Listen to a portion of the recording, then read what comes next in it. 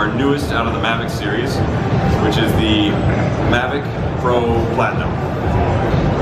And so we released the Mavic Pro about a year and a half ago, and the Mavic Pro Platinum about 3 months ago. And so for those of you who have seen the Mavic Pro, you might have noticed that most drones are pretty loud. But what helps with the Mavic Platinum is that we got new ESCs, or electronic speed controllers, new motors and new propellers to allow it to be whisper quiet. So you guys can notice that it's a lot more quiet than what I was just flying. There's no high-pitched drone whine to it.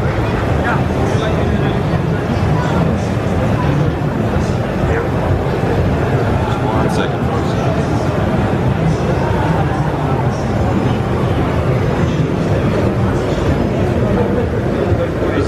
Those sensors I was talking about, those VPS sensors, those vision positioning sensors, are keeping it stable right now. And I trust them enough to be able to mess around with this stuff over here and not have to look at it. It just floats there on its own. There's no pilot input, and it just floats there. It's only going to move until I pick up that controller and move it around.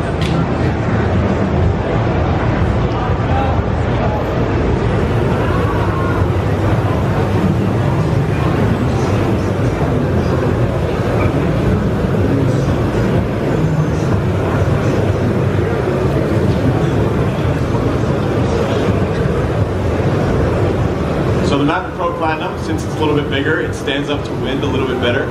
So it can stand up to winds about 20 to 25 miles an hour.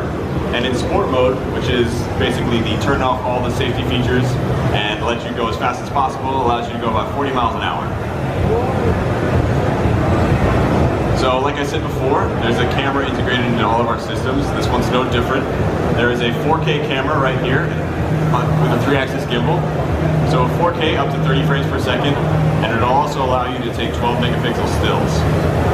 All of our drones use micro SD cards, and it saves right to the drone. There's also a 720p downlink to your phone, so if you want to directly capture your footage onto your phone without having to take out the SD card, it can save it to your phone, and save it to your photos.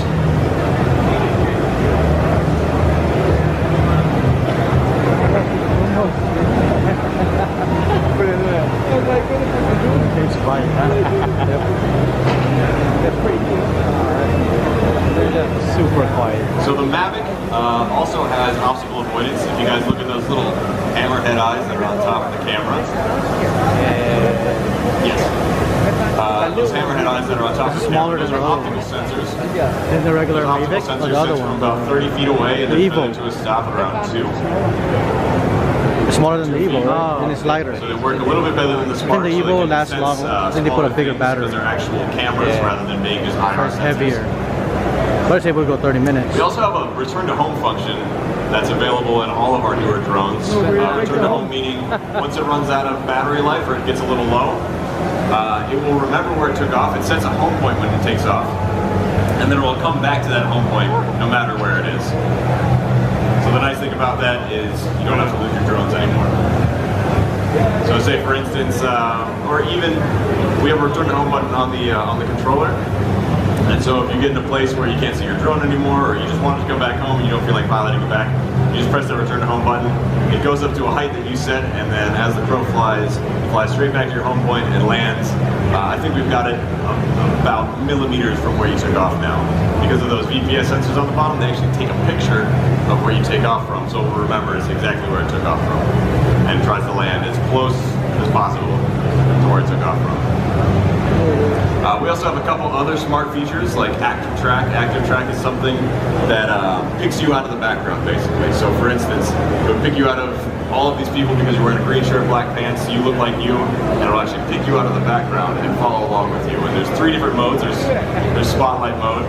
Spotlight mode means that the Mavic stands still and pans and tilts with you as you walk along. There's also Trace mode, which it follows you like a trusty little companion, and it allows you to pilot around.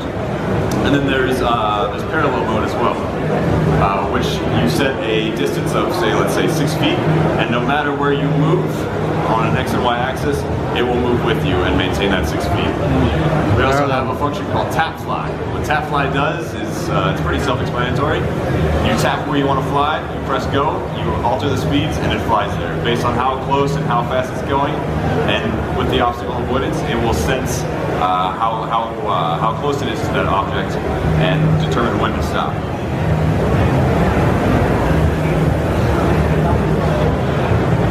Battery life? The battery life of the Mavic Pro Platinum is 30 minutes as opposed to the Spark, which is 15. And all of these guys have rechargeable LiPo batteries, so if you have a handful of batteries on standby, you can fly for a couple hours.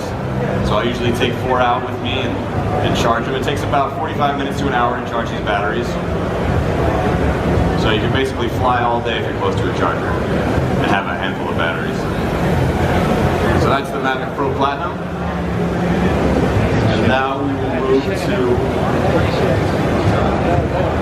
Inspire. Inspire the big one. Wait till the next one. He's gonna pull the.